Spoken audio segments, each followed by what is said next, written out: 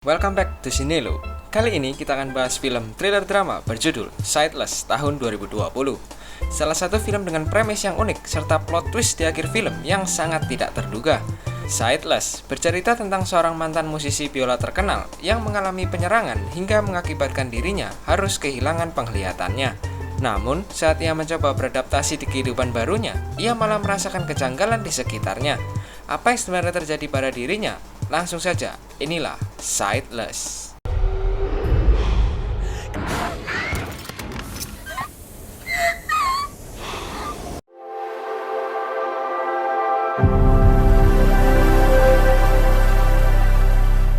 Di suatu apartemen, terlihat seorang wanita yang sedang berjalan menuju balkon.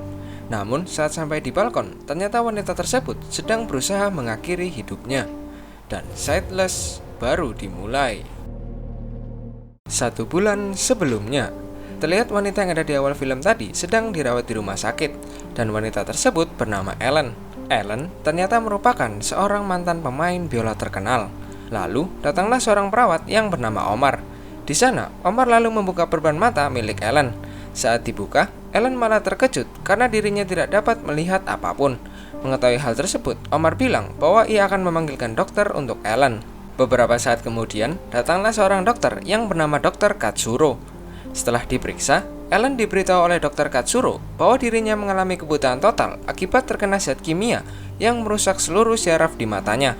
Mendengar kenyataan tersebut, Ellen terlihat syok dan sangat terpukul. Chemicals that you were exposed to left your optic nerve intact but seared, but the damage is irreversible. Beberapa hari setelahnya, Ellen yang sedang beristirahat terbangunkan oleh kilasan peristiwa sebelum ia mengalami kebutaan. Lalu, datanglah seorang detektif yang bernama Brice. Di sana, Brice mencoba menyelidiki kasus yang menimpa Ellen. Brice lalu mengajukan beberapa pertanyaan. Pertanyaan pertama ialah, apakah Ellen dapat mengingat pelaku yang menyerangnya malam itu? Dengan ingatan seadanya, Ellen menduga bahwa pelaku penyerangannya merupakan seorang pria bertubuh besar. Di pertanyaan kedua, Brice bertanya apakah Ellen membawa barang berharga saat kejadian penyerangan tersebut. Ellen menjawab bahwa malam itu ia sedang membawa sebuah biola yang baru saja dibelinya. Brice pun bertanya berapa harga dari biola tersebut.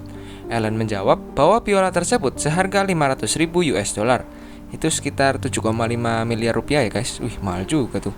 Mendengar hal tersebut, detektif Brice menyimpulkan bahwa kasus yang dialami Ellen adalah sebuah kasus perampokan. Namun, Ellen membantah hal itu dan bilang bahwa si pelaku memang bermaksud untuk menyerangnya. Di sini juga diketahui bahwa Ellen telah bercerai dengan suaminya. Karena kondisi Ellen yang belum pulih, akhirnya Brice pergi dan membiarkan Ellen untuk beristirahat. Namun sebelum pergi, Brice bilang bahwa ia akan segera menemukan pelakunya. He came for me, to do this to me. We'll find this guy. Malam harinya, Ellen mendapatkan telepon dari saudaranya yang bernama Eston. Eston diketahui sedang berada di Jepang dan baru akan pulang 2 bulan lagi. Di sini, Eston bilang bahwa dirinya telah menyewa seorang perawat selama 2 bulan ke depan. Dan Eston juga telah menyewakan Ellen sebuah apartemen yang berada di Seattle. Keesokan paginya, Ellen telah terbangun di sebuah kamar apartemen. Di sana, Ellen didatangi oleh perawat Eston yang bernama Clayton. Clayton lalu menjelaskan pada Ellen tentang tata ruang serta penampilan apartemen tersebut. Namun, saat Clayton bilang bahwa warna dindingnya berwarna biru muda, tiba-tiba warna dindingnya berubah dari biru tua menjadi biru muda. Buat kalian yang bingung, di film ini kita dikasih gambaran dari perspektifnya si Ellen guys. Jadi karena si Ellen ini kehilangan penglihatannya, si Ellen ini cuma bisa ngebayangin aja. Jadi pas si Clayton bilang kalau warna dindingnya biru muda, ya si Ellen bayangin dindingnya warna biru muda guys. Jadi perlu diingat ya guys, yang kita lihat itu gambaran yang ada di pikirannya si Ellen aja. Yang masih bingung tunggu di akhir ya, nanti ada penjelasannya kok. Bathroom straight ahead, hallway on the right, window on your left. There's of this room are shades of blue. Ellen yang bosan akhirnya memilih untuk keluar dari kamarnya. Saat sedang mempelajari tata ruang dari apartemennya, Ellen malah dikagetkan oleh Clayton yang tiba-tiba berada di belakangnya. Di sini, Clayton bilang bahwa dirinya hanya akan datang di hari dan jam tertentu saja. Clayton juga bilang bahwa selain memasak dan bersih-bersih, tugas utama Clayton yakni membantu Ellen untuk beradaptasi dengan hidupnya yang baru. Setelah tugasnya selesai, Clayton pamit untuk pulang. Sore harinya, Ellen berusaha untuk menghubungi temannya yang bernama Sasha. Namun, setelah 3 kali menelpon, Sasha tak kunjung menjawab. Akhirnya, Ellen hanya meninggalkan pesan suara untuk Sasha. Malam harinya, saat sedang tidur, Ellen malah terbangunkan oleh kilasan balik peristiwa penyerangannya. Keesokan harinya, terlihat Clayton yang membawakan Ellen seekor burung. Ellen lalu bertanya pada Clayton apa warna dari burung tersebut. Clayton bilang bahwa warna burung tersebut hanya akan mengikuti imajinasi yang dipikirkan Ellen. Mendengar hal tersebut, Ellen kembali bertanya apa warna dari burung tersebut. Clayton pun menjawab bahwa burung tersebut berwarna biru muda. Sontak, burung tersebut yang sebelumnya berwarna hijau gelap langsung berubah menjadi biru muda. Baby blue. Ingat ya guys, ini dilihat dari perspektifnya si Ellen. Ellen lalu bertanya pada Clayton tentang suara angin yang ia dengar di sisi kiri apartemennya saja, sedangkan di sisi kanannya tidak terdengar suara apapun. Clayton lalu menjelaskan bahwa bagian kanan dari apartemen tersebut menghadap ke barat, dan di bagian barat terdapat teluk yang membuat suara angin yang cukup kencang. Karena hal itu, jendela di sisi kanan dibuat lebih tebal. Jadi di bagian kanan itu jendelanya lebih tebal guys, makanya di bagian kanan apartemennya si Ellen ini nggak dengar suara. Tak lama kemudian, Ellen mendapatkan pesan suara dari detektif Brace. Di sana, detektif Brace bilang bahwa dirinya telah memeriksa mantan suami Ellen yang bernama Bennett. Brace juga mengatakan bahwa pihak kepolisian telah menemukan jejak sepatu di TKP, dan sekarang pihak kepolisian sedang menyelidikinya. And everyone checks out so far. There are boot treads we're looking into. Saat sedang makan, Clayton yang melihat Ellen kesulitan mengenali barang-barang di sekitarnya, akhirnya memberikan Ellen sebuah tongkat pembantu. Setelah Clayton pulang, Ellen lalu memilih untuk belajar menggunakan tongkat tersebut. Dengan diiringi lantunan lagu biolanya, Ellen akhirnya belajar menggunakan tongkat tersebut.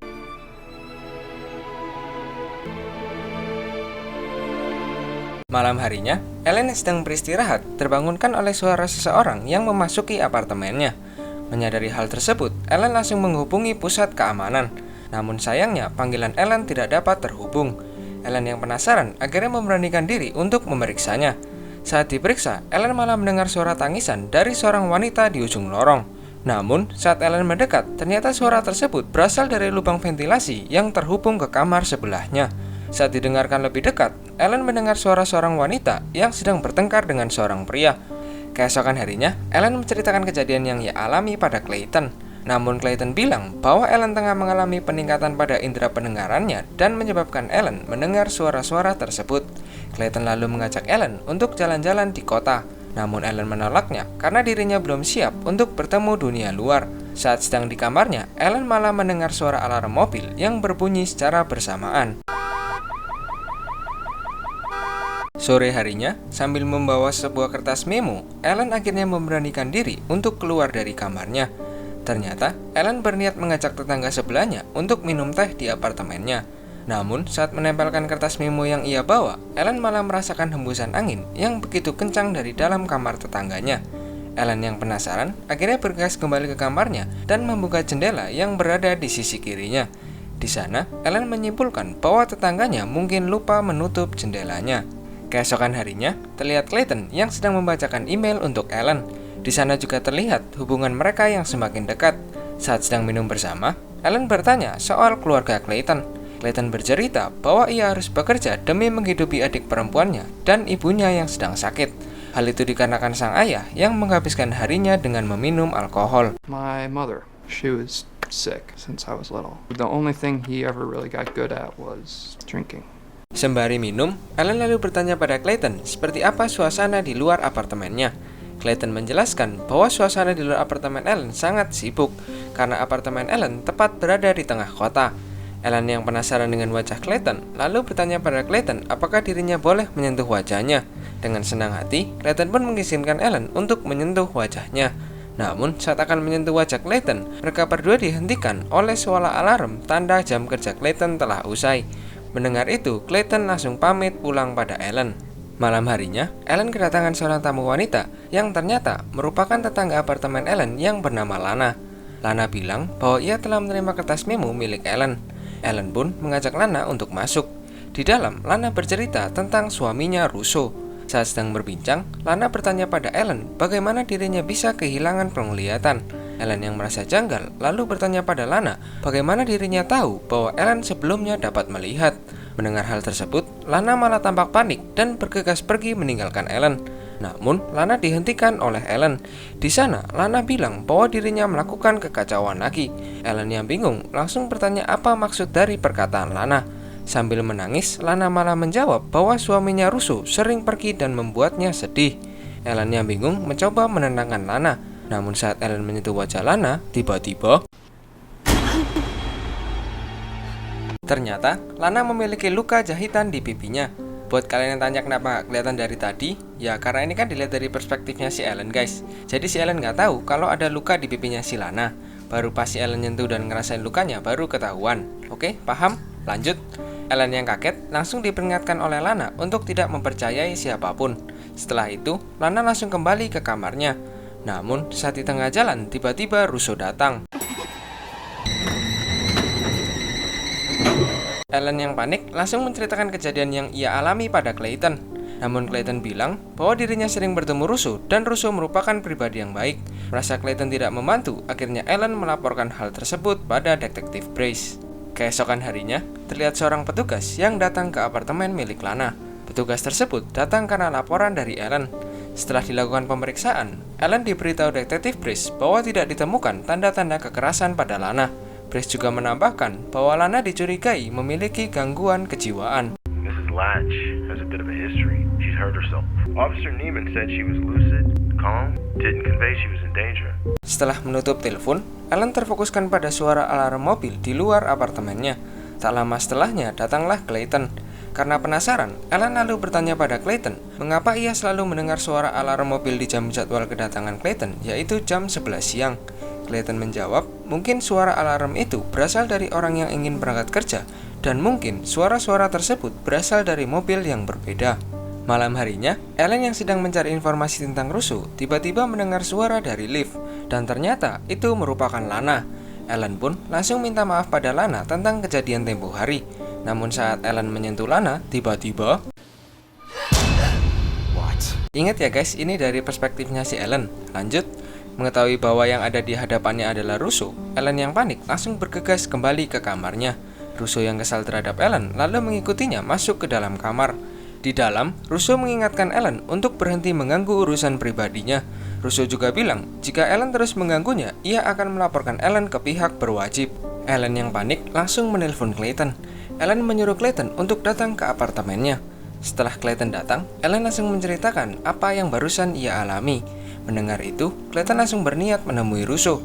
Namun hal tersebut dihentikan oleh Ellen. Di sana, Clayton bilang bahwa dirinya akan melindungi Ellen serta mengungkapkan perasaannya pada Ellen. Dan Clayton langsung mencium Ellen. Ellen yang menyadari bahwa hal barusan adalah sebuah kesalahan langsung mengusir Clayton. Dengan terpaksa, Clayton pun pergi meninggalkan Ellen. Beberapa saat kemudian, terlihat seseorang yang memasuki apartemen Ellen. Ellen yang menyadari itu langsung memeriksanya. Saat diperiksa, ternyata itu merupakan Clayton. Ellen yang merasa telah kasar pada Clayton langsung meminta maaf. Namun Clayton hanya diam saja, karena ternyata menyadari yang berada di hadapannya bukanlah Clayton, Ellen langsung berusaha menelpon polisi. Namun hal tersebut digagalkan oleh Mr. X. Mr. X langsung mencekik Ellen hingga tak sadarkan diri.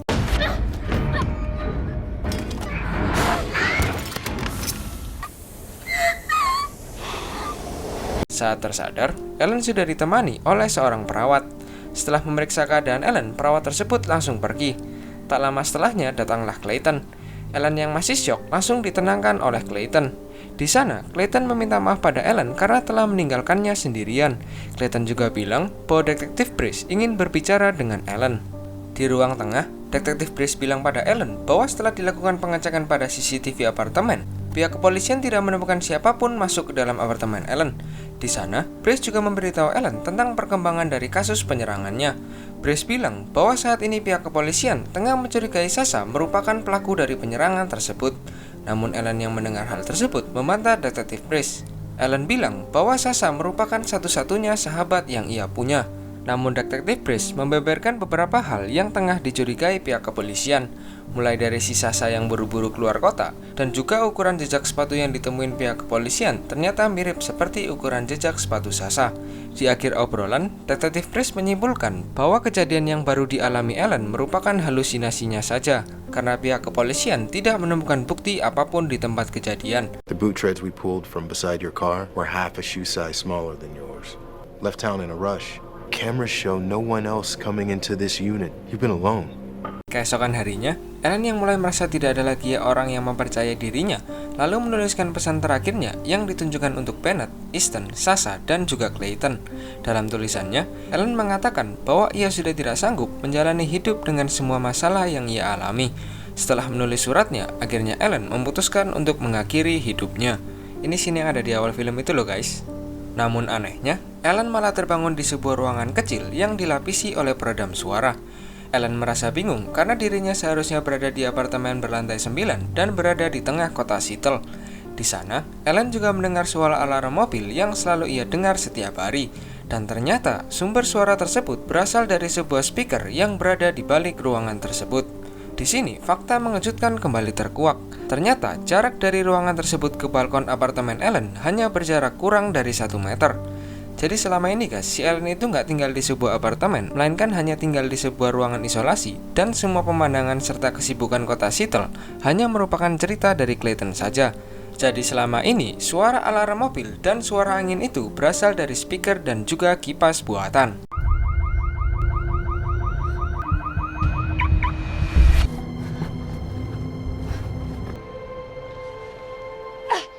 Saat Ellen telah kembali ke apartemennya, ia berencana untuk keluar dari tempat tersebut dengan menggunakan lift. Namun ternyata, lift tersebut hanyalah sebuah pintu yang didesain menyerupai sebuah lift dan juga diperlukan sebuah kunci untuk membukanya. Mendapati jalan buntu, Ellen pun kembali ke kamarnya. Di sini, Ellen juga menyadari bahwa detektif Brice, Clayton, Lana, Russo, dan lainnya telah bekerja sama untuk membohongi dirinya. Beberapa saat kemudian, Ellen berencana untuk menemui Lana di kamarnya. Namun mereka malah bertemu di lorong. Ellen lalu langsung mengajak Lana untuk masuk. Ellen langsung bertanya tempat apa ini sebenarnya. Namun Lana malah menjawab bahwa mereka sedang berada di rumah.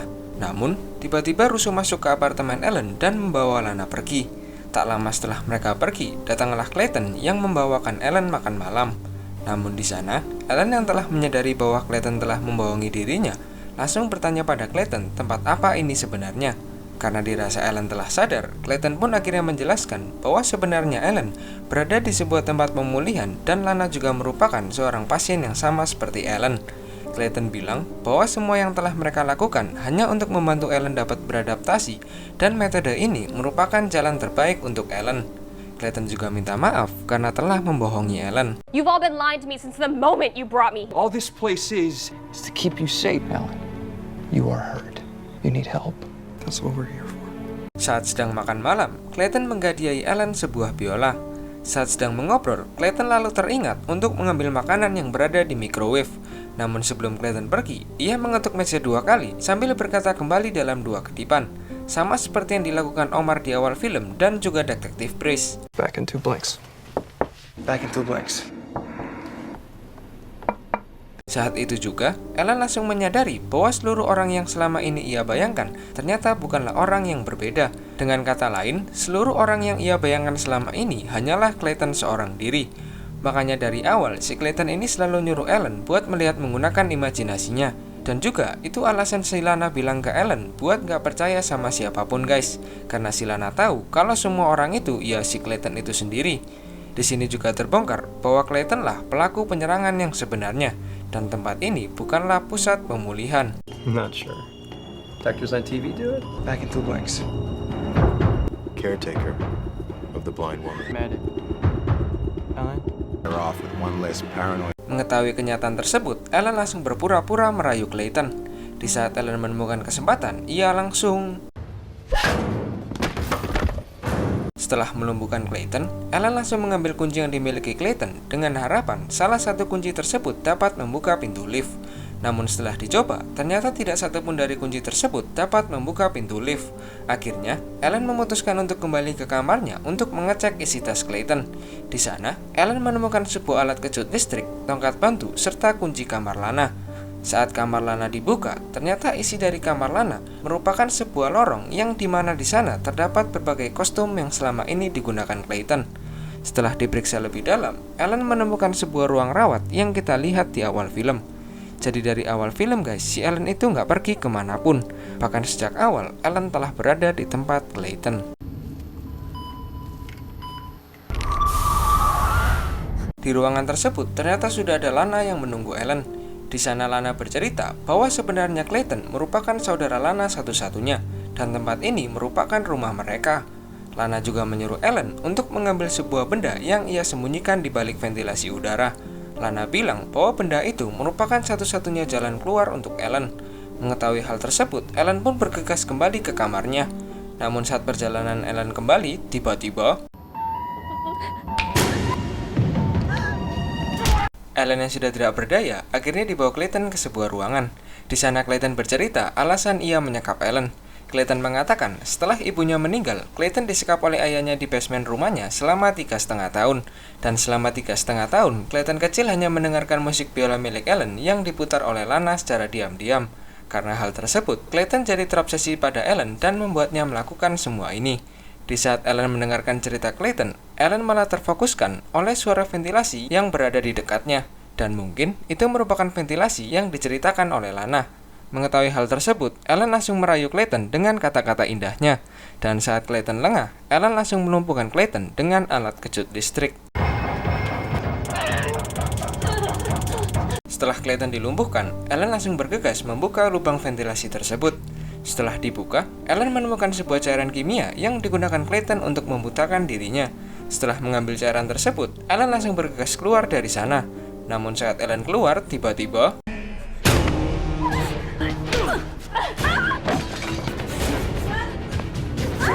Ellen yang telah terpojok ternyata telah menyimpan cairan kimia barusan ke dalam mulutnya. Dan Ellen pun langsung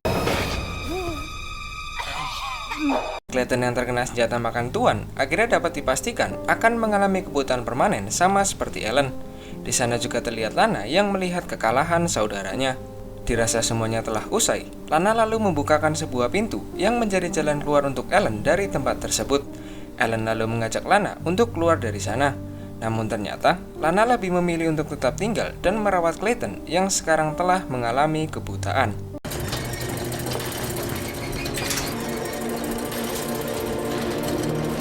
8 bulan kemudian, terlihat Ellen yang ternyata memilih kembali menjadi seorang musisi dan memainkan biolanya lagi. Dengan penuh percaya diri, Ellen berjalan menuju kehidupan barunya. Selesai. Ya, buat kalian yang kurang paham sama alur ceritanya, biar gue rangkumin lagi secara singkat ya guys. Jadi secara garis besar, film ini bercerita tentang Ellen, seorang musisi biola terkenal yang mengalami penyerangan dan penculikan oleh Clayton, seorang pria yang terobsesi pada Ellen karena trauma masa kecilnya. Akibat dari penyerangan tersebut, Ellen harus mengalami kebutaan permanen. Saat dalam penyekapannya, Clayton berusaha mendekati Ellen dengan menyamar menjadi berbagai orang yang berbeda. Gitu guys. Ya, walaupun latar tempat di film ini cuma di situ-situ aja guys, tapi film ini tuh bagus banget. Dengan premis yang unik, juga plot twist di akhir yang mantap dan gila banget. Gue saranin kalian untuk nonton film ini secara langsung. Oke, segitu dulu untuk review film Sightless tahun 2020. Dan terima kasih juga untuk kalian yang sudah nonton video kali ini. Sampai jumpa di review selanjutnya. Ciao. Dan jangan lupa subscribe ya guys, subscribe.